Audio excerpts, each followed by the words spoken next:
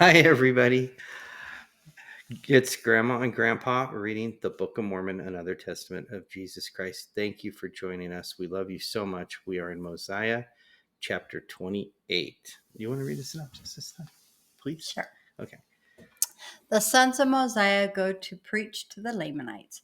Using the two seer stones, Mosiah translates the Jaredite plates about 92 BC. Now it came to pass that after the sons of Mosiah had done all these things, they took a small number with them and returned to their father, the king, and desired of him that he would grant unto them that they might, with these whom they had selected, go up to the land of Nephi, which remember now, the land of Nephi is now where all the Lamanites are at. So that's kind of confusing, but that's what's happened. Limhi and all the people got kicked out of the land of Nephi. So they wanted to go to the land of Nephi that they might preach the things which they had heard and that they might impart the word of God to their brethren, the Lamanites. But perhaps they might bring them to the knowledge of the Lord their God, and convince them of the iniquity of their fathers, and that perhaps they might cure them of their hatred toward the Nephites, that they might also be brought to rejoice in the Lord their God, that they might become friendly to one another, that there should be no more contentions in all the land which the Lord their God had given them. Now they were desirous that salvation should be declared to every creature, for they could not bear that any human soul should perish. Yea, even the very thoughts that any soul should endure endless torment did cause them to quake and tremble. And thus did the Spirit of the Lord work upon them, for they were the very vilest, Vilest. vilest, vilest, Mm-hmm. vilest of sinners. And the Lord saw fit in his infinite mercy to spare them. Nevertheless, they suffered much anguish of soul because of their iniquities, suffering much and fearing that they should be cast off forever. And it came to pass that they did plead with their father many days that they might go up to the land of Nephi. And the king Mosiah went and inquired of the Lord if he should let their sons go up among the Lamanites to preach the word. And the Lord said unto Mosiah, let them go up, for many shall believe on their words, and they shall have eternal life. And I will deliver thy sons out of the hands of the Lamanites. And it came to pass that Mosiah granted that they might go and do according to their requests. And they took their journey into the wilderness to go up to preach the word among the Lamanites. And I shall give an account of their proceedings hereafter. Now King Mosiah had no one to confer the kingdom upon, for there was not any of his sons who would accept of the kingdom.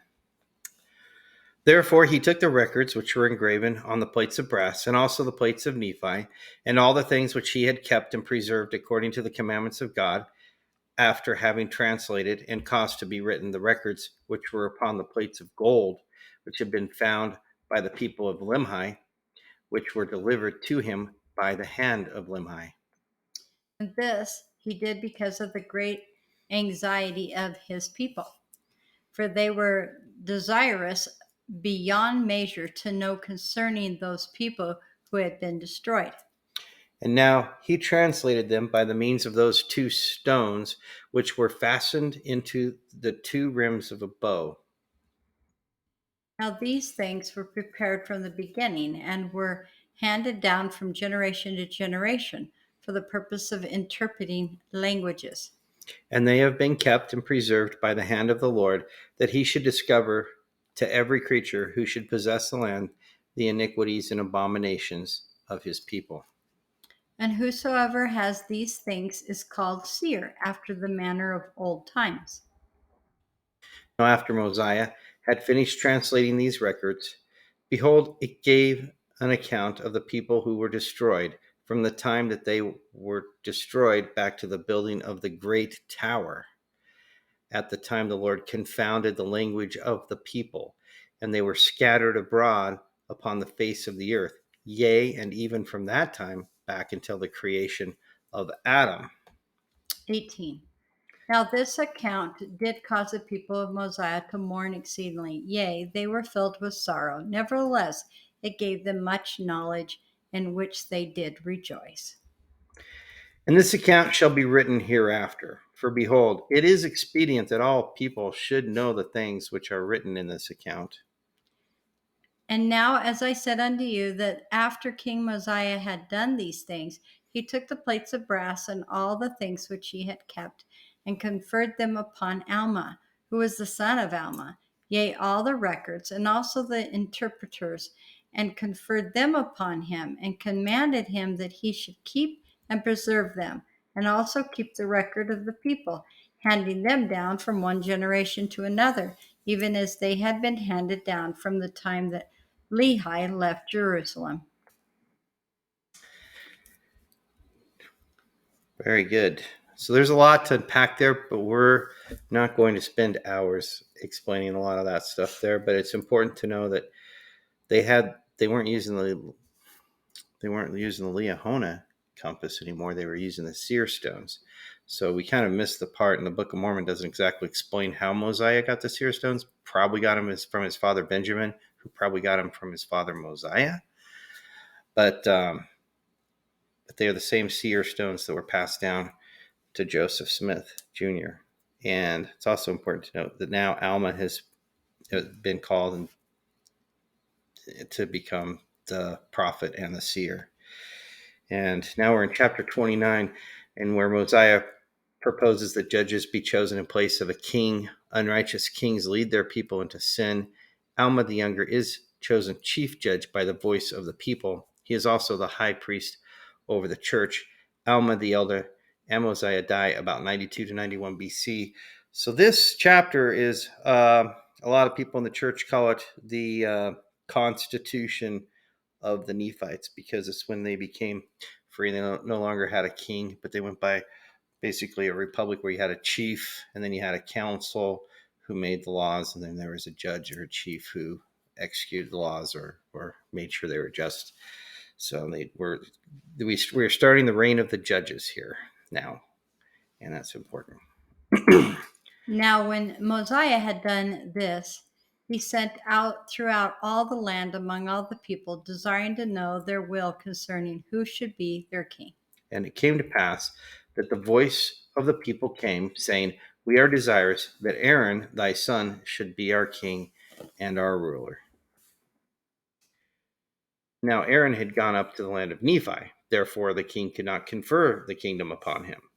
Neither would Aaron take upon him the kingdom, neither were any of the sons of Mosiah willing to take upon them the kingdom.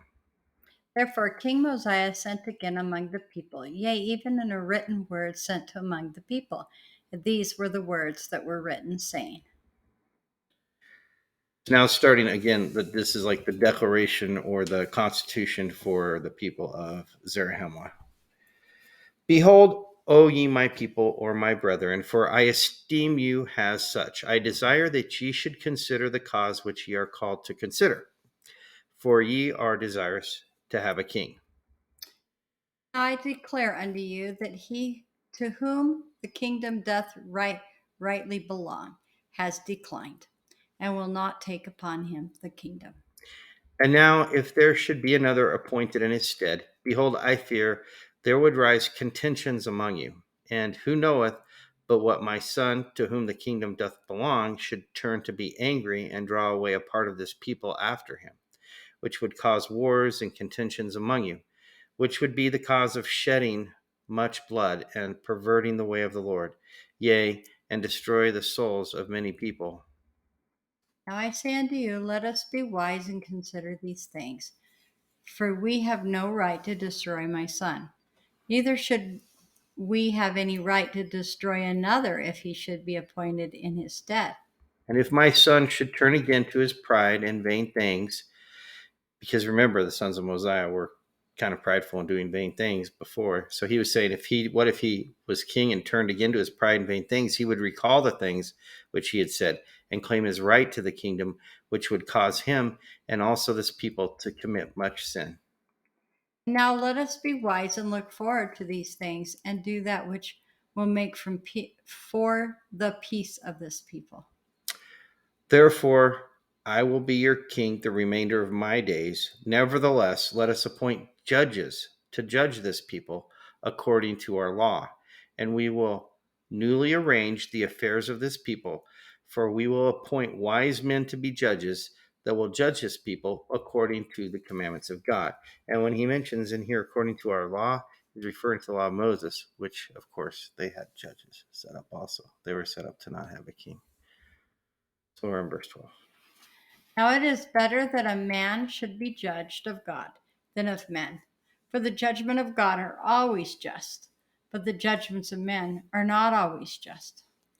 Therefore, if it were possible that you could have just men to be your kings who would establish the laws of God and judge his people according to his commandments, yea, if ye could have men for your kings who would do even as my father Benjamin did for this people, I say unto you, if this could always be the case, then it would be expedient that ye should always have kings to rule over you. And even I myself have labored with all the power and facility which I have possessed to teach you the commandments of God and to establish peace throughout the land, that there should be no wars, nor contentions, no stealings, nor plundering, nor murdering, nor any manner of iniquity. And whosoever has committed iniquity, him have I punished, according to the crime which he has committed, according to the law which has been given to us by our fathers. Now I say unto you that because of all men are not just, it is not expedient that ye should have a king or kings to rule over you. For behold, how much iniquity doth one wicked king cause to be committed, yea, and what great destruction. Yea, remember King Noah, his wickedness and his abominations, and also the wickedness and abominations of his people. Behold, what great destruction did come upon them, and also because of their iniquities they were brought into bondage. And were it not for the interposition of their all wise Creator, and this because of their sincere repentance, they must unavoidably remain in bondage until now. But behold, he did deliver them because they did humble themselves before him. Because they cried mighty unto him, he did deliver them out of bondage. Thus doth the Lord work with his power in causes, all cases among the children of men, extending the arm of mercy towards them that put their trust in him. And behold, now I say unto you, ye cannot dethrone an iniquitous king, save it be through much contention and the shedding of much blood. For behold, he has his friends in iniquity, and he keepeth his guards among him, and he teareth up the law of those who have reigned in righteousness before him, and he trampleth under his feet the commandments of God. And he enacteth laws and sendeth them forth among his people, yea, laws after the manner of his own wickedness. And whosoever doth not obey his laws, he causeth to be destroyed. And whosoever doth rebel against him, he will send his armies against them to war. And if he can, he will destroy them. And thus an unrighteous king doth pervert the ways of all righteousness. For president. Who thinks is a king? And now behold, I say unto you, it is not expedient that such abomination should come upon you. Therefore choose you by the voice of this people judges, that ye may be judged according to the laws which have been given you by our fathers, which are correct, and which were given them by the hand of the Lord. So it's talking about like the Ten Commandments and the laws that are in like the books of Deuteronomy. Now it not Now it is not common that the voice of the people desires anything contrary to that which is right, but it is common for the lesser part of the people to desire that which is not right. Therefore, this shall be observed and make it your law to do your business by the voice of the people.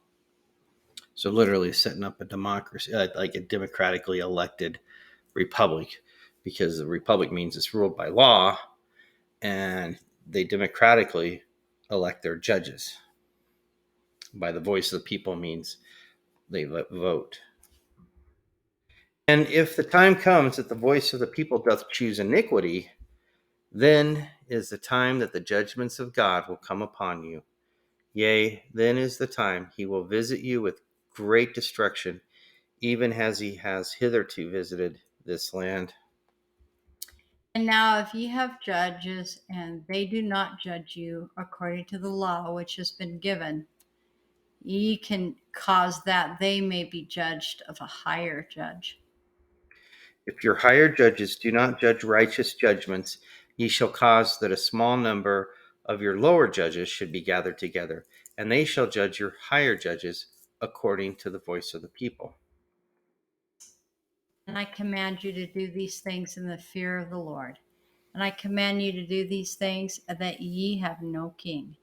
That if these people commit sins and iniquities, they shall be answered upon their own heads. So the blood will be on their own heads because they're the ones who supported through their votes or their voice iniquity. 31. For behold, I say unto you, the sins of many people have been caused by the iniquities of their kings. Therefore, their iniquities are answered upon the heads of their kings. And now I desire that this iniquity should be no more Oh, in the Son. sorry. What? Inequality. Oh, and now I desire that this inequality Inequality. and equality should be no more in this land, especially among this my people. But I desire that this land be a land of liberty, and every man may enjoy his rights and privileges alike, so long as the Lord sees fit, that he may live and inherit the land, yea, even as long as any of our prosperity remains upon the face of the land. And many more things did King Mosiah write unto them, unfolding unto them all the trials and troubles of a righteous king, yea, all the travails of soul for their people, and also all the murmurings of the people to their king. And he explained it all to them. He told them that these things ought not to be, but that the burden should come upon all the people, that every man might bear his part. And he also unfolded unto them all the disadvantages they labored under by having an unrighteous king to rule over them. May all his iniquities and abominations, and all the wars and contentions, bloodshed, the stealing and the plundering, and the committing of whoredoms, and all manner of iniquity which cannot be enumerated, telling them that these things ought not to be, that they were expressly, Repugnant. what is it? Repugnant. Repugnant to commandments of God, to the commandments of God. Means they're like repugnant means I think they're like um not tolerated. Like they're something that you just can't, like if something's so bad you can't drink it, it's like, well, that's gross kind of a thing. That's what repugnant is. Cod liver oil. Just kidding. That is gross. Now it came to pass, after King Mosiah had sent these things forth among the people, they were convinced of the truth of his words. So his main point was to convince them to not have a king. Yeah, sounded like it. Therefore, they relinquished their desires for a king. And because exceedingly anxious that every man should have an equal chance throughout all the land, yea, and every man express a willingness to answer for his own sins. Therefore it came to pass that they assembled themselves together in bodies throughout the land, to cast in their voices concerning who should be their judges, to judge them according to the law which had been given them. And they were exceedingly rejoiced because of the liberty which had been granted unto them. They did wax strong in love towards Mosiah. Yea, they did esteem him more than any other man, for they did not look upon him as a tyrant who was seeking for gain. Yea, for that lucre which doth corrupt the soul, for he had not exacted riches of them, neither had he delighted in the shedding of blood, but he had established peace in the land, and he had granted unto his people that they should be delivered from all manner of bondage. Therefore they did esteem him, yea, exceedingly beyond measure. He was a good man. Yeah. And it came to pass that they did appoint judges to rule over them, or to judge them according to the law. And this they did throughout all the land. So they weren't to rule over them, they were just to judge them according to the law.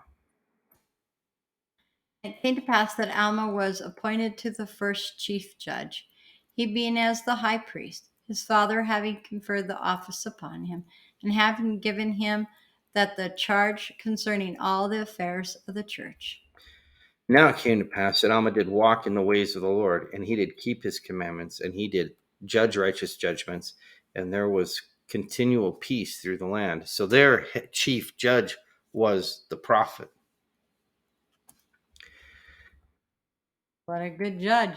Yeah, I couldn't have a better chief judge than that. Would be like having the president being the prophet. Oh, that'd be good. Mm-hmm. And thus commenced the reign of the judges throughout all the land of Zarahemla, among all the people who were called the Nephites. And Alma was the first and chief judge. And now it came to pass that his father died, being 82 years old, having lived to fulfill the commandments of God. And it came to pass that Mosiah died also in the 33rd year of his reign, being 63 years old, Oh, making he was young. in the whole. 63 years old? Yeah. Well, I'm sure back then that was probably pretty old. But Well, he died at 82, 82. that's true. That would And be like 3 years from now for me. true. Yeah, he's really young.